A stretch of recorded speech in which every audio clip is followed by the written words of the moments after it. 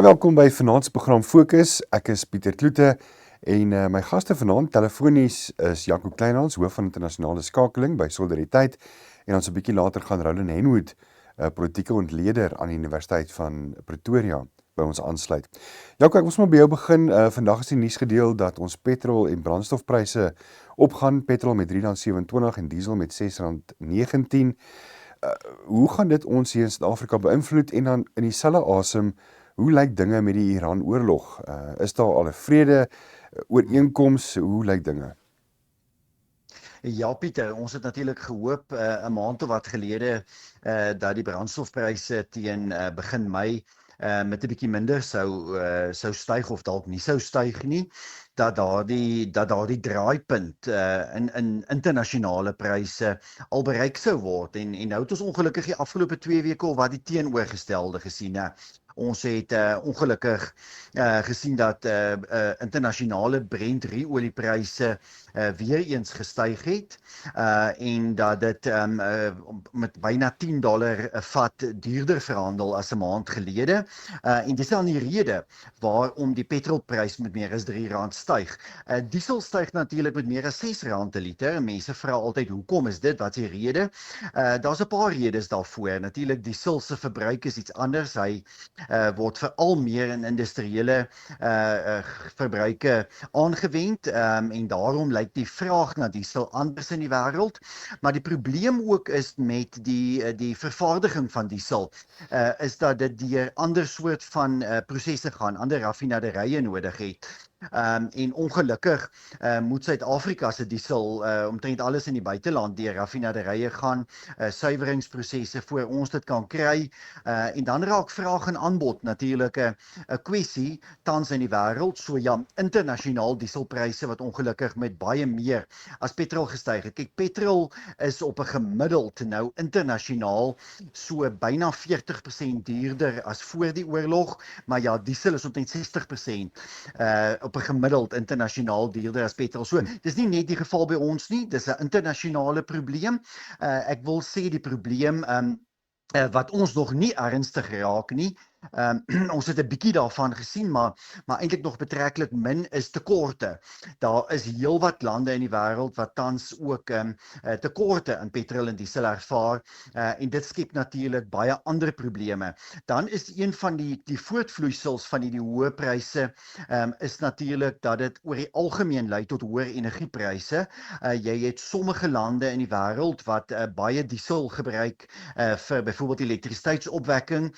Daardie lande word werklik baie ernstig geraak deur hierdie dieselprys stygings. In Suid-Afrika se mengsel met elektrisiteitsopwekking is dit ten minste nie so ernstig nie, maar ons het ook in Suid-Afrika byvoorbeeld gasturbines en so aan wat gebruik word, so ons word wel geraak. Die probleem uiteindelik is inflasie, en dit is vir Suid-Afrika die geval soos wat dit vir baie ander lande is, dat petrol en dieselpryse het 'n invloed op die meeste ander kostes in jou ekonomie, van jou mees basiese middele, soos voedsel, vervoer, boukoste, landbouproduksie, jou vervaardigingssektor.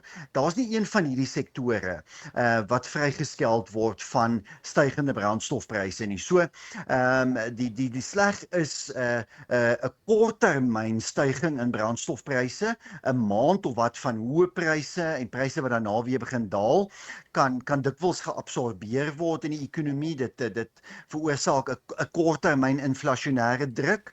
Jou probleem is die oomblik as dit langer begin raak, as dit werklik waar jy 'n situasie inbeland waar daar in 'n land se ekonomie vir 2, 3, 4 maande aan mekaar lopend hierdie inflasionêre druk is. En ek dink dit is waar ons nou verkeer hier aan die begin van Mei, dat ons moet begin baie bekommerd raak, sou hierdie hoë Brent oliepryse wat nou die heeltyd tussen $100 en $110 'n vat verhandel, sou dit vir nog 'n paar weke voortduur, dan gaan jy begin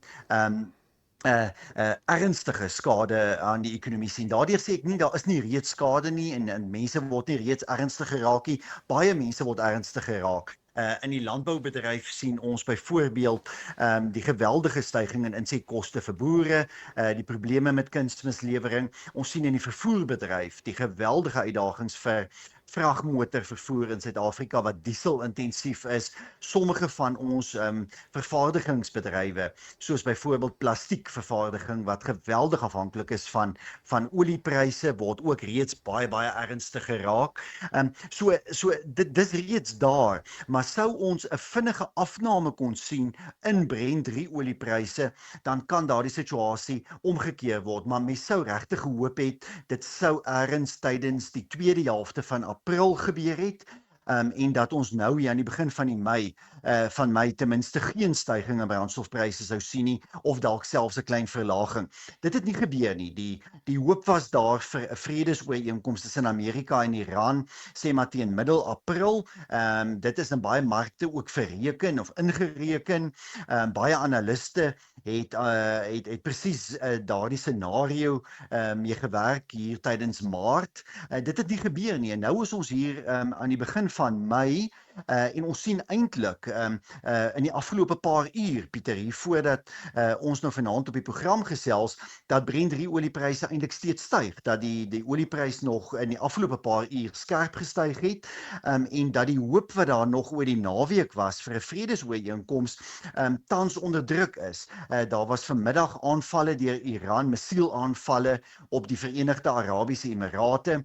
Daar was aanvalle op Amerikaanse weermagskepe in die seestraat van Hormuz. Dit is iets wat ons die afgelope weke nie gesien het nie. Ons het eintlik die afgelope maand nie hierdie soort van oorlogvoering tussen Amerika en Iran gesien nie. En indien ons moet terugval dus in 'n soort van volskaalse oorlog, dan kan dit natuurlik lei tot nog hoër oliepryse van $120 of $130 'n vat. Maar ek wil nie daardeur sê, Pieter, dat daar geen hoop is nie. Ek dink daar is steeds hoop. Daar is onderhandelinge, daar is voorstelle op die tafel, moontlike skikkingsvoorstelle. Daar is twee groot uitstaande kwessies wat gaan oor Iran se kernprogram en dan ook die vraag oor die beheer van die seestraat van Hormuz. Indien hierdie dinge bygelê kan word en daar kan 'n vredesooreenkoms bereik word, sal ons waarskynlik 'n baie vinnige daling in Brent oliepryse sien. Maar dit wat ons vandag gesien uitspeel het, verhoog eintlik die risiko's. Dis eintlik slegte nuus op hierdie tydstip. Amerika het gister aangekondig dat hulle skepe gaan help en gaan vergesel om deur die seestraat van Hormuz te beweeg. En ons het vandag Iran se reaksie daarop gesien, wat die eerste missielaanvalle en lugaanvalle in ten minste 4 weke uit Iran was. So, dis definitief 'n eskalasie in die konflik. Indien hierdie eskalasie nog die volgende dag of 2 voortduur, gaan Brent oliepryse ongelukkig bly styg. Nou ja, dan raak die internasionale gevolge hiervan natuurlik nog slegter. Dankie Jaco. Roland, baie welkom by ons. Dankie dat jy ook hier so is vanaand. Ek weet nie of jy wil enige insaai het oor die brandstofprys wat nou môre aand weer opgaan nie? Dankie Pieter, lekker om hier te wees. Ja, ek dink Jaco het min of meer saamgevat wat is die uitdagings, die risiko's daarvan, en dan wat is die verwagtinge op die kort termyn wat dit heeltemal kan laat skeefloop. So ek dink nie is nodig om veel meer daaroor te sê nie. Ek is dit heeltemal eens met sy uiteensetting. Net hierna bly ingeskakel, gaan ons gesels oor die verkiesing wat geprogrammeer is nou die 4de November, die munisipale verkiesing, so bly ingeskakel.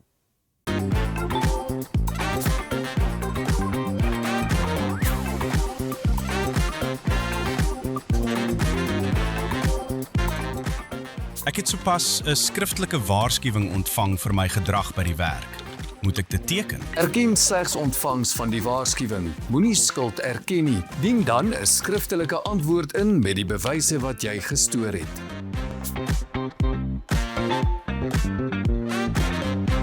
Welkom by Fokus. My gaste vanaand Jaco Kleinhans, hoof van internasionale skakeling by Solidariteit, en ook Roland Henwood, 'n politieke ontleder aan die Universiteit van Pretoria.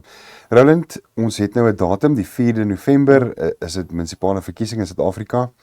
Is die handskoene af? Ja, ek dink die goeie nuus vir mense wat betrokke is, hulle het nou 'n datum. So nou kan mense hulle planne uitwerk en dit konkreet koppel aan 'n kalender.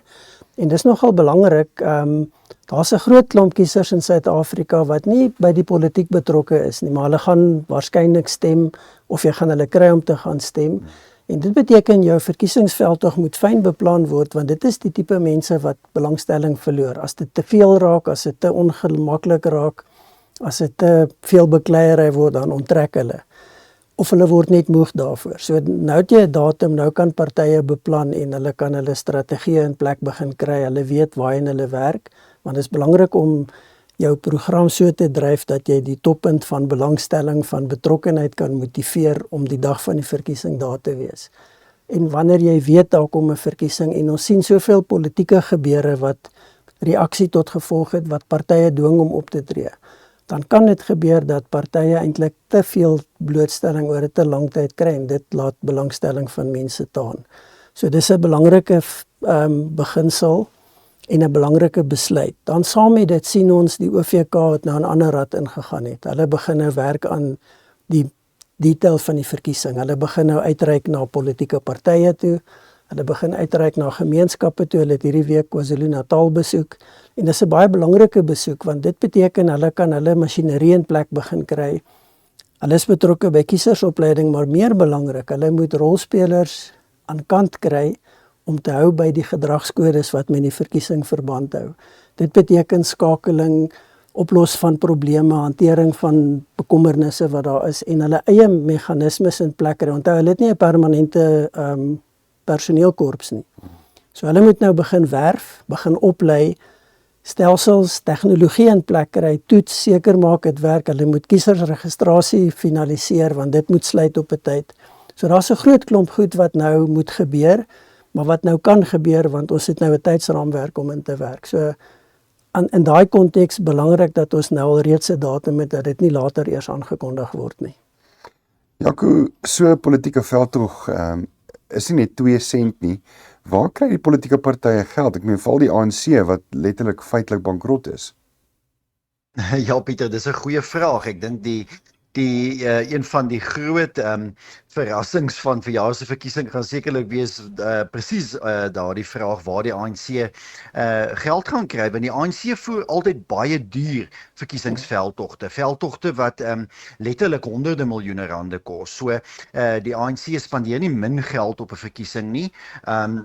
Dis eintlik maar die afgelope paar verkiesings net die DA wat naby daaraan kom met die omvang van verkiesingsveldtogte en spandering waartoe die ANC verbind is en daar's nog steeds groot vrae en onsekerheid oor die vorige verkiesing. Ek verwys nou hier spesifiek na 2 jaar terug se algemene nasionale verkiesing oor waar die ANC toeskielik so baie geld vandaan gekry het omdat die party kort voor daardie verkiesing, enkele maande voor daai verkiesing natuurlik byna bankrot verklaar is die ANC en byna in 'n posisie was waar sy bates verkoop sou word. So daar is baie geld in partypolitiek in Suid-Afrika toenemend ook betrokke. Ek dink is baie anders as 20 of 30 jaar gelede. Sommige politieke partye het wesentlik meer 'n soort van professionele struktuur. Hulle het aktiewe fondsinsameling, stelsels en prosesse en strukture en mense wat daarmee werk. Die Demokratiese Alliansie is 'n goeie voorbeeld daarvan. Hulle kry geweldig baie geld van groot Suid-Afrikaanse maatskappye. Ons het al gesien die uitvoerende hoof van 'n bank soos Capitec Bank wat bekend is dat hy miljoene elke jaar aan die DA skenk. Dan gee jy sommige van jou groot Suid-Afrikaanse maatskappye wat natuurlik bydraes maak aan verskillende partye. Met ander woorde, hulle gee 'n soort van proporsionele bydraes aan die meeste partye wat tans verteenwoordiging in die parlement het.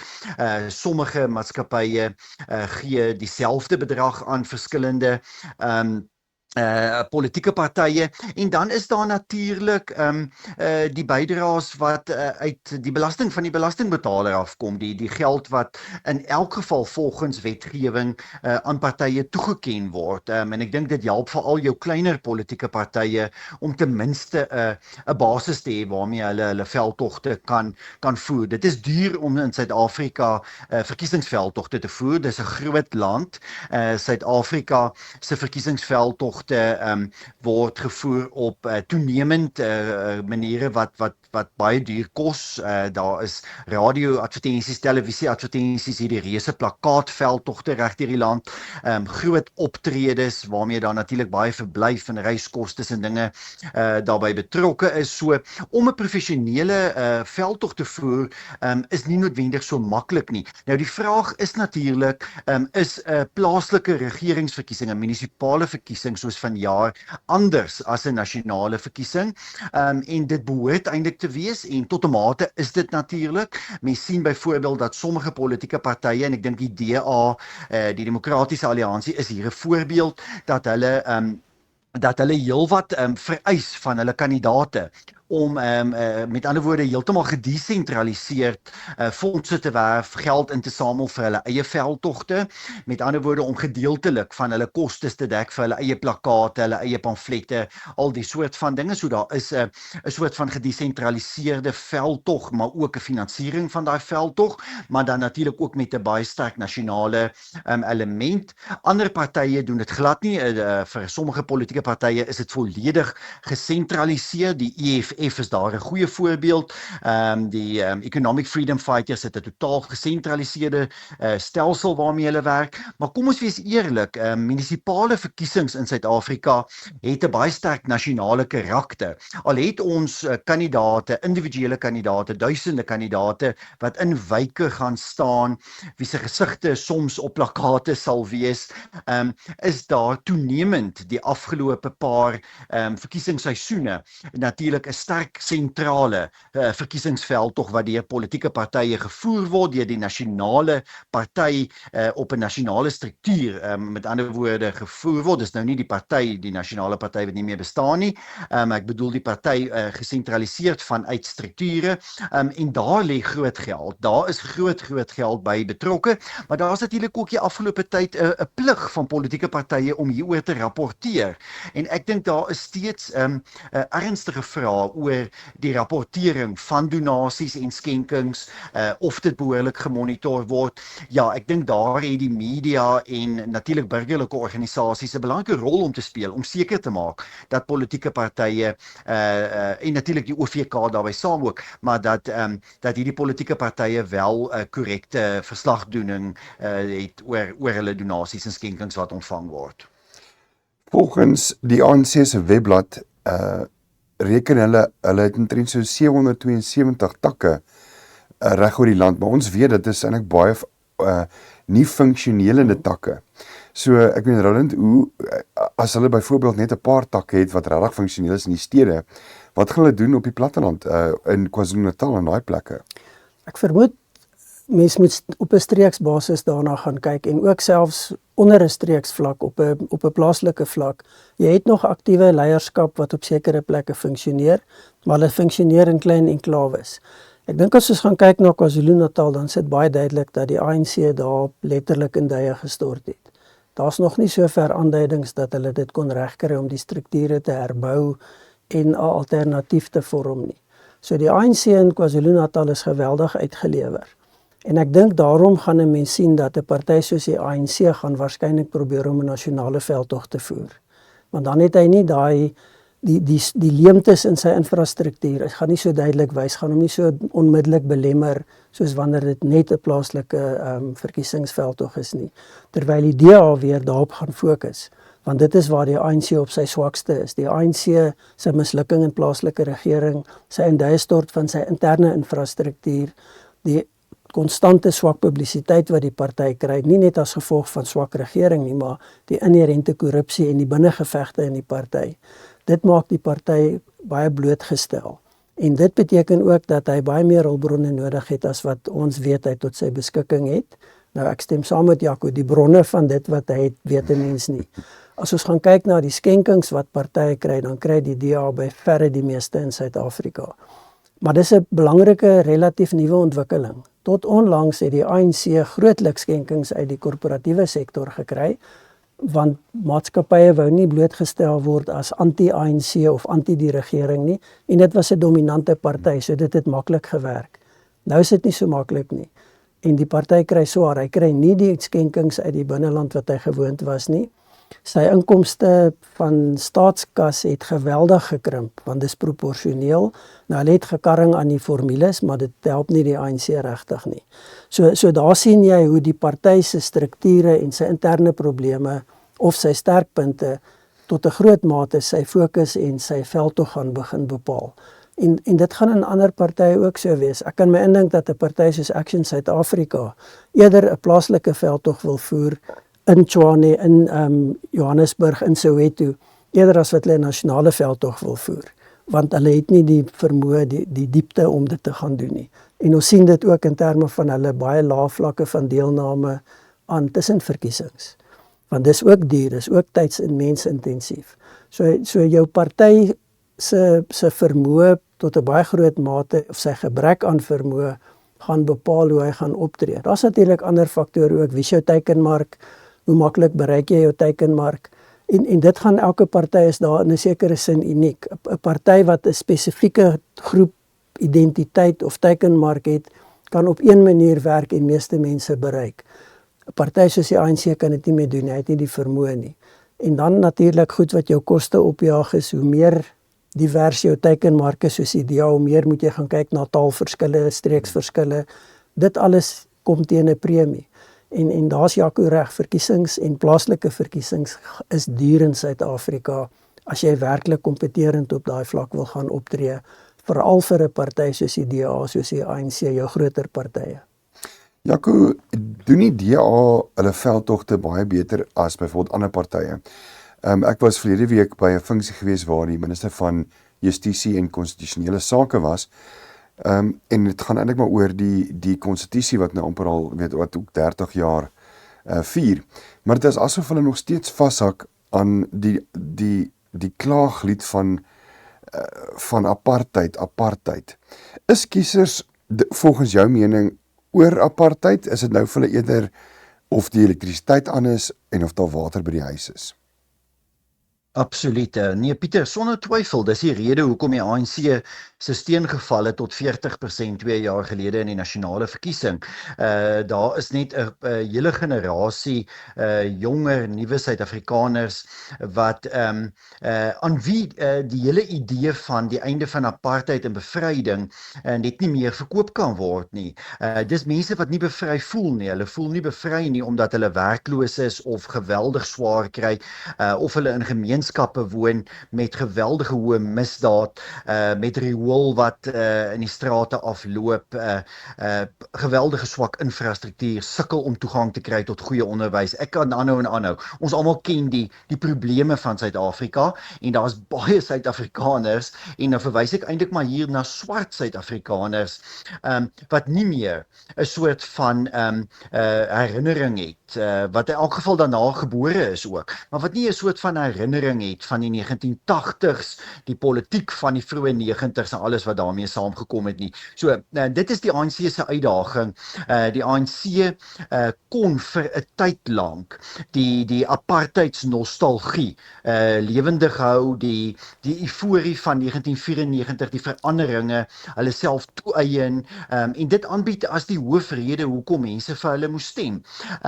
Maar dit raak toenemend 'n ouer kieserskorps, ouer swart landelike kieserskorps wat baie afhanklik is van die regering, landelike mense wat SASSA toelaas maandeliks ontvang, wat dikwels redelik laag geskoold is, en wat uit daardie verwysingsraamwerk kom, en daardie mense is 'n al hoe kleiner wordende deel van die potensiële kieserskorps. So die ANC, dink ek, het, as jy praat oor, om jou vraag te antwoord oor verkiesingsveldtogte en gehalte verkiesingsveldtogte, het hulle eintlik 'n uitdaging met hulle boodskap, met wat verkoop hulle aan Suid-Afrikaanse kiesers?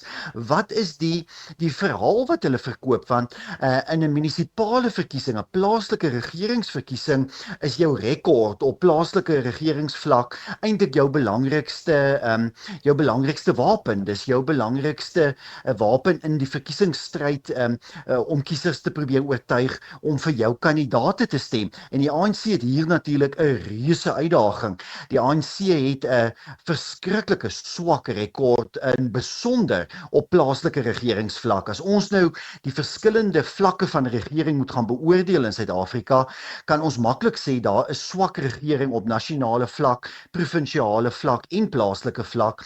Maar ek wil sover gaan om te sê dat die swakste voorbeelde van regering die afgelope jare in Suid-Afrika was op plaaslike vlak gewees, waar die ergste mislukkings plaasgevind het, en dit was dan byna altyd, in die meeste gevalle, in ANC-beheerde munisipaliteite. So hulle het 'n uitdaging met hulle boodskap, en ek sal graag wil sien wat hulle slagspreuk in verjaar se verkiesing gaan wees.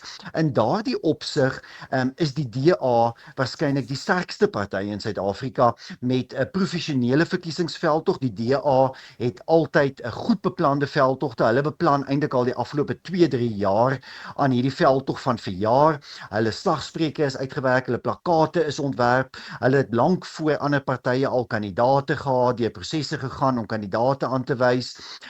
Maar kom ons kyk wat gebeur op grondvlak, en dis waar die DA se probleem is. Verlede week het jy 'n tussenverkiesing in Kloetiswil in Stellenbosch. Dit is 'n middelklas bruin woonbuurt, en die DA verloor daardie setel wat aan hulle behoort het, daardie wijk, wat regtig waar ek dink die laaste 20 jaar seker 'n DA setel was, staan hulle af aan die Patriotic Alliance, aan die PA. Dit alles ten spyte van 'n baie doeltreffende veldtog, baie goeie plakate, 'n baie goeie kandidaat, 'n reuse veldtog wat baie geld gekos het, wen die Patriotic Alliance verlede week in 'n tussenverkiesing daardie setel af by die DA. Dit het die afgelope tyd gebeur in Oudtshoorn, dit het in George gebeur, dit het in verskeie ander platlandse gemeenskappe in die Wes-Kaap gebeur. So ek dink waar die DA van al die politieke partye in Suid-Afrika die mees professionele veldtog te voer, het hulle regtig nog 'n uitdaging die volgende paar maande om op grondvlak mense wat in die verlede vir hulle gestem het, kiesers wat 5 jaar gelede in die munisipale verkiesing vir hulle gestem het, te oortuig om verjaar weer vir hulle te stem. Daar's duidelik intussen verkiesing 'n verskuiwing tans op die oomblik. Nou ja, ek dink die DA is oortuig daarvan dat hulle met 'n nasionale veldtog eintlik 'n soort van oorweldigende aanslag aan die een kant, maar dan aan die ander kant met hulle verhaal van goeie regering in Kaapstad, in ander munisipaliteite, veral in die Wes-Kaap, dat hulle daarmee hierdie huidige verlies aan steun kan teenwerk. As ek kortliks by Jaco kan aansluit, ek dink daar's 2 punte as ons kyk na die apartheidsargument, wat is in 2 dimensies wat dit nog relevant kan wees.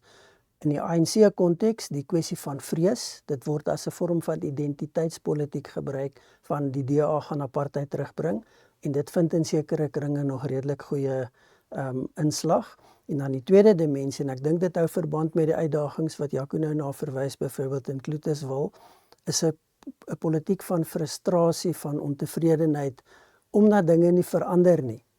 En dit word natuurlik gekoppel aan die politiek van die verlede, en nou word die DA gesien as die manteldraer amper van daardie ou politiek, en die argument is, kyk, hulle doen maar net dieselfde as wat nog altyd gedoen het. En dis 'n baie belangrike punt wat 'n mens gaan moet verdiskonteer, as jy 'n party soos die DA wil wees, wat daai argumente moet weer lê en 'n groot klomp mense oor verskillende identiteite en klasse se steun wil trek. So dis nie heeltemal meer 'n irrelevante argument nie. Bly geskakel, ons is net hier daar weer terug.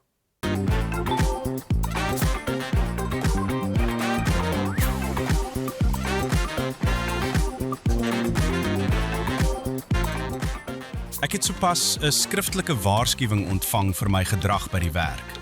Moet ek dit teken? Erken slegs ontvangs van die waarskuwing. Moenie skuld erken nie. Dien dan 'n skriftelike antwoord in met die bewyse wat jy gestoor het.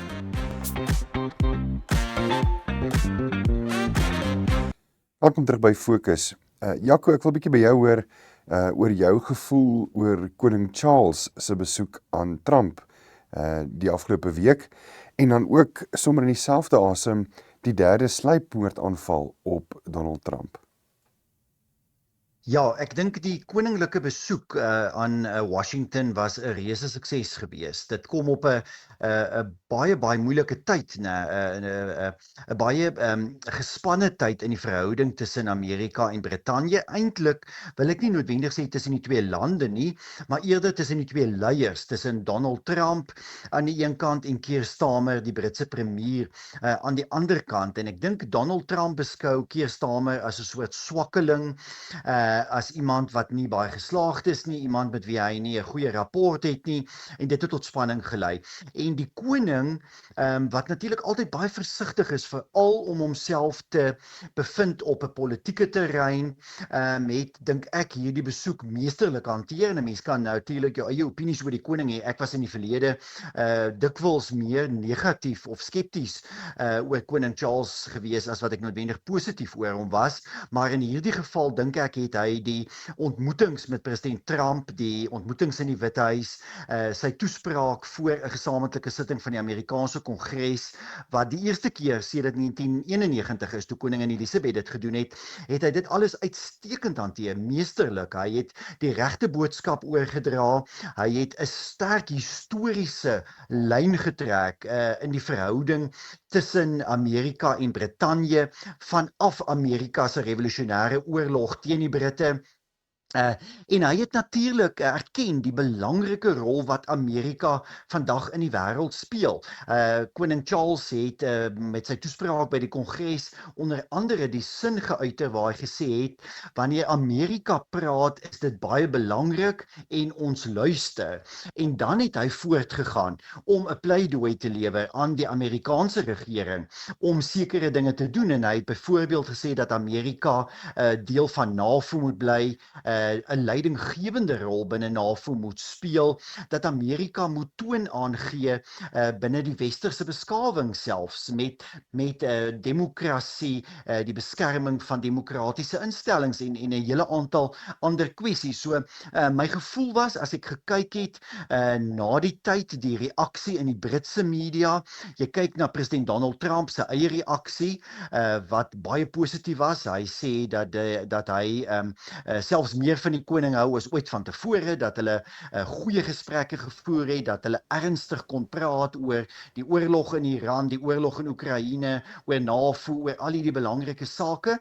Dan kry ek die gevoel dat hier op 'n kritieke tydstip in hierdie transatlantiese verhouding is daar duidelik wel 'n soort rapport tussen Trump en koning Charles, en dit is natuurlik in belang van beide lande op die oomblik, juis omdat ons in sulke onsekere tye is. So ja, ek wil sê dit was 'n suksesvolle en 'n geslaagde besoek gewees. Ja, ek stem saam.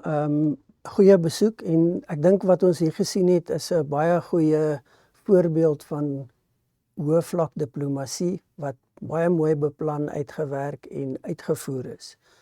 En dan die gebruik van dit wat jy tot jou beskikking het.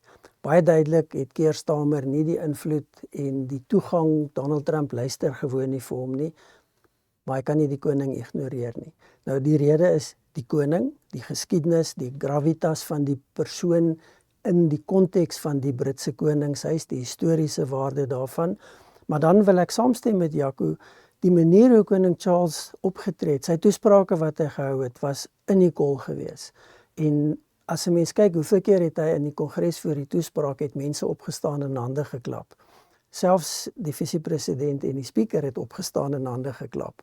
En dit is iets wat ek nie heeltemal verwag het nie, want daar's baie groot verskille in terme van wêreldbeskouing en uitkyk tussen die koning en die Republikeine wat tans in die besluitnemingsrol in die VSA is. En tog was dit universeel geweest. Dit was nie 'n party of 'n groepering nie. Dit was grootliks positief geweest. Dit natuurlik net daarna die derde wat gesê word 'n aanslag op president Trump was. Party mense sê nog nie seker of dit hy die teiken was of enigiemand anders nie. 'n ongelukkige insident weer eens. Mens soek nie so iets nie, dit behoort nie te gebeur nie, dit behoort nie deel van die politieke proses te wees. Jy maak nie saak wie die leierskap en wat jy van die leierskap dink nie. Dis onaanvaarbaar en baie ongemaklik dat sulke goed steeds gebeur. En wat mens laat wonder oor dit lyk of dit so maklik is. ten spyte van al die veiligheidsmaatreëls, ten spyte van seker die beste mense in die wêreld wat hierdie prosesse bestuur en bedryf, van die beste toegang tot intelligensie, en jy kry nog steeds hierdie tipe insident. Dit laat 'n mens wonder oor wat is besig om te gebeur. En natuurlik die vraag wat dit bevestig, die baie diep verdeeldheid in die Amerikaanse politiek en die elemente van radikalisme, wat nie nuut is nie, maar wat dit lyk asof dit baie meer in die openbaar begin uitspeel. So, ongelukkig. Die vraag natuurlik vir baie mense is, dit was nou nie 'n geslaagde poging nie, maar wat is die effek hiervan? En dis baie moeilik om te bepaal. Miskien net vir mense wat daaraan belangstel, en daar's nie 'n regte of verkeerde antwoord hierop nie, maar daar was 'n baie interessante uiteensetting. Ek dink amper dit was in die New York Times verlede week, wat gaan kyk het na die geskiedenis van hierdie insidente. En die argument wat hulle voer uit die analise is dat as daar meerdere sulke aanslae op 'n president is, dan begin dit die aansien en die ondersteuning van daai president negatief beïnvloed. En dis eintlik teen die verwagting in. Mense sou dink, en ons het dit gesien in die verkiesingsveld tog. Nou goed, dit was baie meer dramaties. Ek meen, dit was rakelings of die kandidaat was uitgeskakel. President Trump sou nie president gewees het nie. Maar daar het dit 'n positiewe effek gehad. Dit is effektief gebruik in die kommunikasie en dit het sy beeld aangehelp. Nou is die argument, as dit meerdere sulke gevalle is, dan het die teenoorgestelde effek. En dis ook iets wat 'n mens baie versigtig na moet kyk, want dit beteken die normale gang van die politieke proses word belemmer en word op maniere beïnvloed wat niks te doen het met kiesersvoorkeure, met leierskap. Dis eksterne faktore wat eintlik onbeheerbaar is. Maar 'n ander manier van kyk na die proses en wat die gevolge daarvan is. Ja, wat maak jy daarvan? Ja, Pieter, ek is nou bly jy verwys het weer terug na my. Ek het amper aan jou eerste vraag vergeet daaroor. Ek stem heeltemal met Roland saam. Hy's heeltemal reg. Kyk, daar was in die geskiedenis van Amerika natuurlik periodes van sluipmoordaanvalle, en dit is asof dit so in golwe kom, né? Dit is asof daar altyd in die Amerikaanse geskiedenis tye van ernstige meningsverskille, breuklyne in die samelewing was, eintlik 'n polarisasie was. En dan sien jy al hierdie soort van politieke sluipmoorde en so aan wat plaasvind. En ek dink maar, mens kry die gevoel dat ons nou weer in so 'n fase van Amerika se ontwikkeling is, waar daar 'n geweldige polarisasie is. Ons weet van die polarisasie. Amerika is eintlik in twee verdeel, en dat dit dan uiteindelik uitkom in geweld, dat daar dan hierdie gewelddadige aanslag is.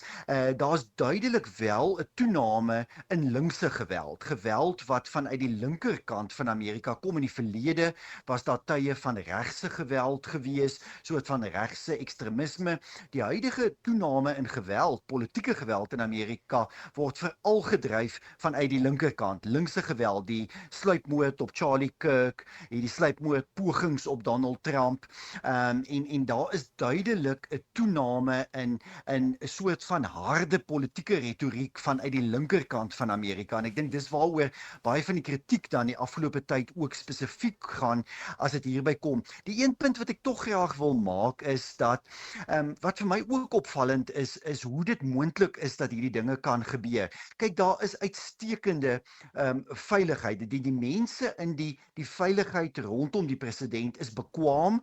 Daar is goeie mense wat daarbey betrokke is oor jare, en tog gebeur dit dat Trump kan optree in Pennsylvania by 'n verkiesingsveldtog waar mense gemonitor word en dit iemand baie maklik met 'n leer op 'n dak kan klim met vuurwapens en op die president kan skiet. En jy vra jouself af, maar hoe op die aarde is dit moontlik? En hierdie selfde nou gebeur in hierdie hotel, die Hilton Hotel in Washington, was die president, die adjunkpresident, meer as die helfte van Trump se kabinetslede, die presidentsvrou, daar was soveel senior regeringslid teenwoordig en ons sien die kamerabeelde van mense wat besig is om op te pak, die sekuriteit eintlik, jy weet, en hierdie ou wat eenvoudig daardeur storm.